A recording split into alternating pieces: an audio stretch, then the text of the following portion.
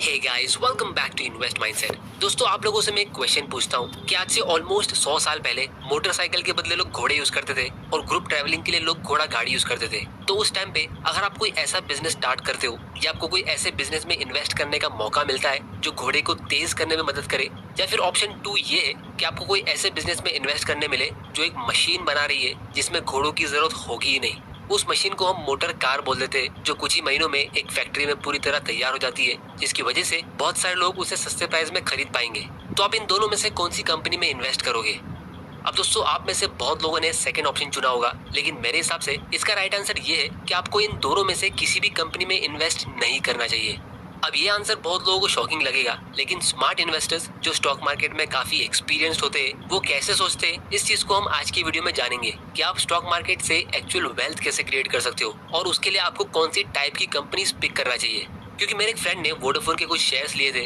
और वो कह रहा था कि उसके स्टॉक से उसे कुछ खास प्रॉफिट मिला नहीं, लेकिन उसकी प्रॉपर्टी और दूसरी जगह से उसे अच्छा प्रॉफिट मिल रहा है। तो इसीलिए आज मैं एक इंटरेस्टिंग टॉपिक के ऊपर डिस्कशन करने वाला हूँ, क्योंकि बहुत लोग स्टॉक मार्केट में एंटर तो कर लेते हैं और लॉन्ग टर्म इन्वेस्टिंग भी करते हैं, लेकिन गलत टाइप के स्टॉक्स चुन लेते हैं जिससे उनको लॉस होता है या फिर कुछ खास प्रॉफिट होता नहीं है। तो इसीलिए सबसे पहले हमें ये समझना होगा कि स्टॉक मार्केट में बहुत सारे अलग अलग तरह के स्टॉक्स होते हैं, यानी कंपनीज अलग अलग तरह की होती है, क्योंकि कंपनी अपनी लाइफ साइकिल के अलग अलग स्टेज पे होती है, तो उनमें अलग अलग तरह का रिस्क होता है, जिसकी वजह से वो अलग अलग टाइप के इन्वेस्टर्स के लिए होती है। तो इसीलिए सबसे पहले हम ये 6 टाइप के स्टॉक्स के बारे में डिस्कस करेंगे। अब दोस्तों, स्टॉक मार्केट में सिर्फ ये 6 टाइप के स्टॉक्स नहीं होते, और भी होते, लेकिन ये कॉमन स्टॉक्स के टाइप से जहाँ लोग इन्वेस्ट करते हैं, लेकिन लोगों को पता भी नहीं होता है कि वो कौन से टाइप के स्टॉक में इन्वेस्ट कर रहे हैं और उससे वो क्या एक्सपेक्ट कर सकते हैं। तो दोस्तों, सबसे पहली टाइप की कंपनीज होती है एमर्जिंग कंपनीज, यानी ऐसी जो काफी रिसेंटली शुरू हुई होती है और अपने एकदम शुरुआत के स्टेज पे होती है। तो ऐसी कंपनीज का यूजुअली कोई प्रॉफिट होता नहीं है, या फिर अगर होता है तो बहुत ही छोटा सा होता है,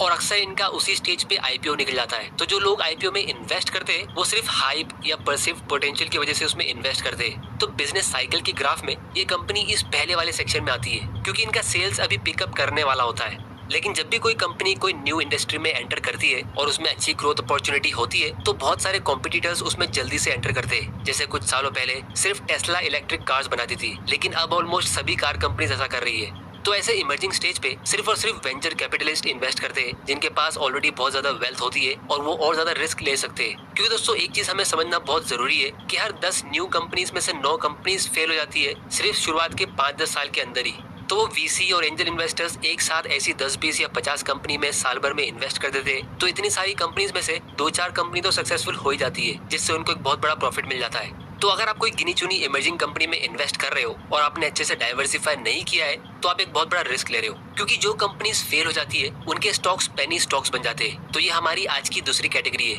ये वो स्टॉक्स है जिन्हें हम उम्मीद वाले स्टॉक्स बोल सकते हैं, यानी जिनका प्राइस क्रैश हुआ होता है। मतलब जब आईपीओ आता है तो लोग हॉट और ट्रेंडिंग सेक्टर समझ के इसमें इन्वेस्ट करते थे, लेकिन उसके बाद जब कंपटीशन सीरियस होता है या वो कंपनी अपने बिजनेस में कंटिन्यूसली प्रॉफिट अर्न नहीं कर पाती है और उन्हें पता भी नहीं होता है कि वो प्रॉफिट कमाएंगे कैसे, तो धीरे धीरे उनका शेयर प्राइस गिरते रहता है। और एक टाइम ऐसा आता है कि उनका शेयर प्राइस पहले हजारों रुपए का होता है, लेकिन अब वो 2 या 5 रुपए का हो जाता है। तो बहुत सारे लोग इन्हें लॉटरी टिकट समझ के खरीद लेते हैं कि अगर ये सक्सेसफुल हो जाती है तो उनको बहुत बड़ा प्रॉफिट मिलेगा, लेकिन ऐसा बहुत ही रेयरली होता है। इन स्टॉक्स को इन्वेस्टमेंट की दुनिया में टर्न अराउंड स्टॉक्स कहते हैं, क्योंकि इन कंपनीज को सक्सेसफुल होने के लिए एक बहुत बड़ा ड्रास्टिक चेंज करना होता है, जैसे मैनेजमेंट को चेंज करना पड़ेगा या बिजनेस मॉडल बदलना पड़ेगा, तब जाके ये कंपनीज को सक्सेस मिलेगी, वरना यूजुअली ये पेनी स्टॉक्स हमेशा क्रैश होते रहते हैं। और इसीलिए वॉरेन बफेट भी यही कहते हैं कि both are operating and investment experience made us to conclude that turn arounds seldom turn. लेकिन जो रेयर कंपनी सक्सेसफुल हो जाती है तो वो इस चार्ट पे हाई ग्रोथ स्टेज पे पहुंच जाती है, जो हमारी आज की तीसरी कैटेगरी है। इनको हम फास्ट ग्रोवर्स या फिर मल्टी बैगर स्टॉक बोल सकते हैं, क्योंकि अब ये कम टाइम में यानी कुछ ही सालों में आपको 10-20 गुना या 100 गुना रिटर्न भी दे सकती है। लेकिन जैसा हमने पहले डिस्कस किया, यहाँ सबसे बड़ी प्रॉब्लम ये होती है कि इन्हें ढूंढना बहुत मुश्किल होता है, क्योंकि एक ही सेक्टर में आपको एक साथ 8-10 कंपनीज आपस में कम्पीट करते हुए दिखेंगी, तो उन सारी कंपनीज में से कौन सी फ्यूचर में सक्सेसफुल होगी ये पता लगाना थोड़ा मुश्किल होता है। अच्छा,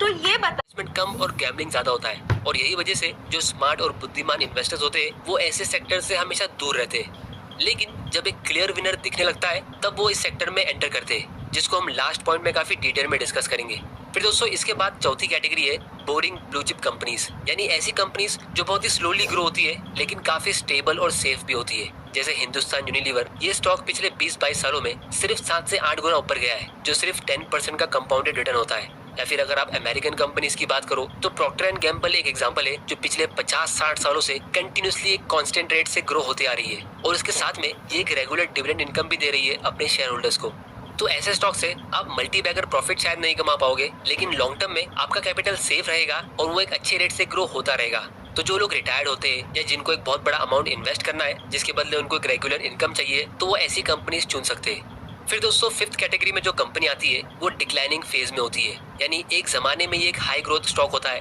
और इनके प्रोडक्ट्स बहुत सेल हो रहे होते हैं, लेकिन अब धीरे धीरे करके उनका डिमांड गिर रहा होता है, जिससे उनका प्रॉफिट नीचे जाता है और अल्टीमेटली उनका शेयर प्राइस भी नीचे गिरता रहता है। जैसे सारी ऑयल और पेट्रोलियम कंपनीज जैसे ONGC या कोल, या फिर पुराने जमाने की टेक्नोलॉजी कंपनीज जो इनोवेट नहीं करती जैसे जेरोक्स या कोडैक एक्सेट्रा एक्सेट्रा। तो इसीलिए सबसे बेस्ट कंपनीज वो होती है जो हमेशा न्यू प्रोडक्ट्स और न्यू मार्केट में एंटर करती रहती है। जैसे एग्जांपल के लिए 1990s में टाइटन कंपनी सिर्फ वॉच सेल करती थी, लेकिन जब मार्केट चेंज होने लगा और कंप्यूटर्स और मोबाइल आने लगे तो उन्होंने जल्दी से आइडेंटिफाई कर लिया कि फ्यूचर में शायद वॉच का इतना डिमांड होगा नहीं, तो इन्होंने दूसरे बिजनेस में डाइवर्सिफाई करना शुरू किया और अभी टाइटन कंपनी का 80% प्रॉफिट ज्वेलरी बिजनेस से आता है। तो जब राकेश झुनझुनवाला ने ये चीज नोटिस की कि मैनेजमेंट कैसे कंपनी को ग्रो करने के लिए फोकस्ड है और वो उसके लिए क्या क्या स्टेप्स ले रहे हैं, तो उन्होंने इसमें एक बहुत बड़ा अमाउंट इन्वेस्ट किया, क्योंकि अब गोल्ड और ज्वेलरी एक ऐसा बिजनेस है जो इंडिया में शायद ही कभी आउट ऑफ फैशन होगा। या फिर यही चीज आपको बहुत सारी यूएस कंपनीज में भी देखने मिलेगी। जैसे जब एप्पल कंपनी स्टार्ट हुई थी तो ये शुरुआत में सिर्फ कंप्यूटर्स बनाती थी,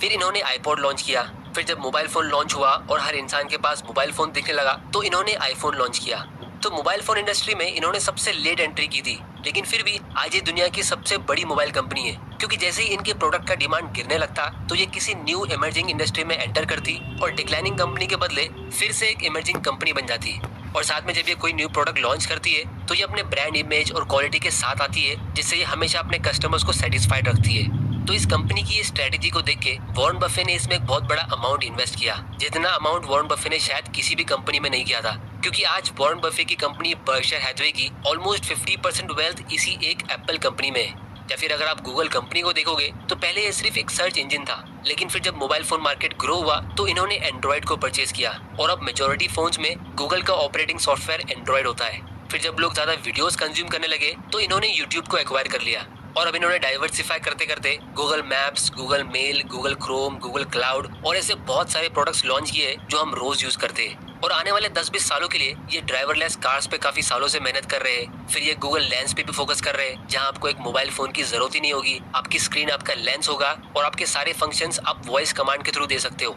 और आपके सारे कॉन्टैक्ट्स, इमेजेस और यूसेज पैटर्न इनके ऑपरेटिंग सॉफ्टवेयर में पहले से स्टोर्ड है। तो कल को शायद हम मोबाइल फोन के बदले वॉच यूज करने लगे या VR ग्लासेस को मोबाइल फोन की तरह यूज करने लगे, लेकिन ये सॉफ्टवेयर कंपनीज के पास हमेशा आपका सारा डेटा रहेगा, जिससे वो पहले ही आइडेंटिफाई कर लेंगे कि लोग फ्यूचर में क्या ज्यादा यूज करने वाले हैं और फिर आपके लिए वैसे न्यू प्रोडक्ट्स लाते रहेंगे। तो ऐसी कंपनीज की खास बात ये होती है कि एक तरफ ये बहुत ज्यादा कैश और प्रॉफिट कमा तो रहे हैं, लेकिन दूसरी तरफ कंटिन्यूसली इनोवेशन भी करते हैं आने वाले 10-20 सालों के लिए। तो अगर आप वोडाफोन या येस बैंक जैसी कंपनी में इन्वेस्ट करते हो जो ऑलरेडी स्ट्रगल कर रही है,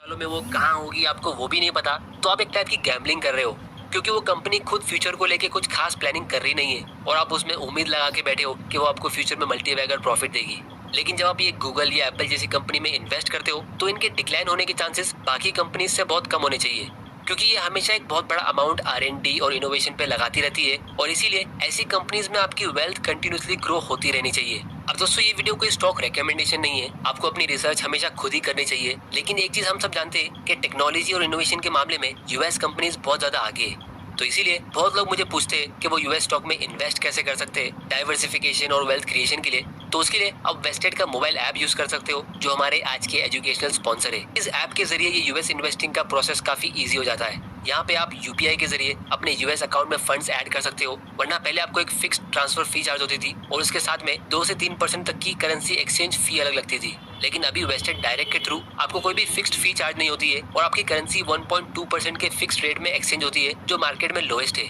और इसके साथ में इन्होंने एक और फीचर ऐड किया है, जहां आप इस DIY वेस्ट के सेक्शन में जाके अपना खुद का एक पोर्टफोलियो बना सकते हो। जैसे मैं यहाँ पे एग्जांपल के लिए ये 3 कंपनीज ऐड कर देता हूँ और फिर आप अपनी मर्जी के हिसाब से अपना एलोकेशन सिलेक्ट कर सकते हो कि किस में आपको कितना इन्वेस्ट करना है। तो फिर जब भी आप इसे बाय करते हो तो आपका वो अमाउंट, जैसे आप $50 से भी शुरू कर सकते हो, तो वो ऑटोमेटिकली इन कंपनीज में इन्वेस्ट होता है आपके एलोकेशन के हिसाब से। और उसके बाद आप कम से कम $1 की भी SIP रख सकते हो और फिर इसको आप अपने फ्रेंड्स के साथ शेयर भी कर सकते हो और इसका परफॉर्मेंस आप US के इंडेक्स S&P 500 से कंपेयर भी कर सकते हो। और क्योंकि ये वेस्टेड हमारे आज के एजुकेशनल पार्टनर है, तो आप लोगों के लिए ये एक स्पेशल ऑफर लाए है। अगर आप नीचे डिस्क्रिप्शन की लिंक से अकाउंट ओपन करके वेस्टेड अकाउंट में फंड्स ऐड करते हो तो आपको इनकी तरफ से $10 गिफ्ट मिलेगा। तो इस ऐप की लिंक आपको नीचे डिस्क्रिप्शन में मिल जाएगी, आप वहाँ जाके इसे चेक कर सकते हो। और दोस्तों, जिस तरह इंडिया में फिलहाल 2022 के स्टार्ट से एक मार्केट करेक्शन आया हुआ है, तो यूएस में भी सेम ऐसा ही मार्केट क्रैश आया है। लेकिन यूएस में काफी टाइम से एक टेक बबल आया है, जिसकी वजह से बहुत सारी हाई क्वालिटी टेक कंपनीज काफी रीजनेबल वैल्यूएशन पे मिल रही है। जैसे इंडिया में अगर आप चेक करोगे तो इंडिया की हिंदुस्तान यूनिलीवर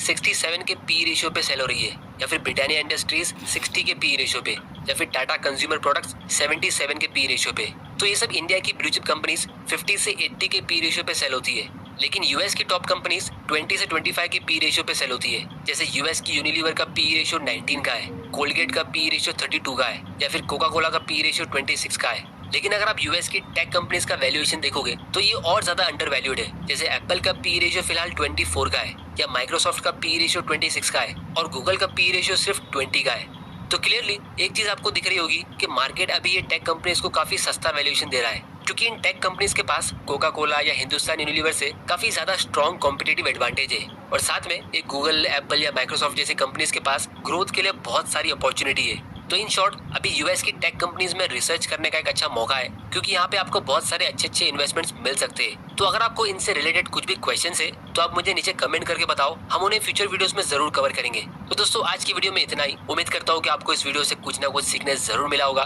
तो इस चैनल को सब्सक्राइब जरूर कर लेना और बेल आइकन को प्रेस कर देना, ताकि आपसे कोई ऐसे वैल्यूएबल वीडियोस मिस ना हो जाए।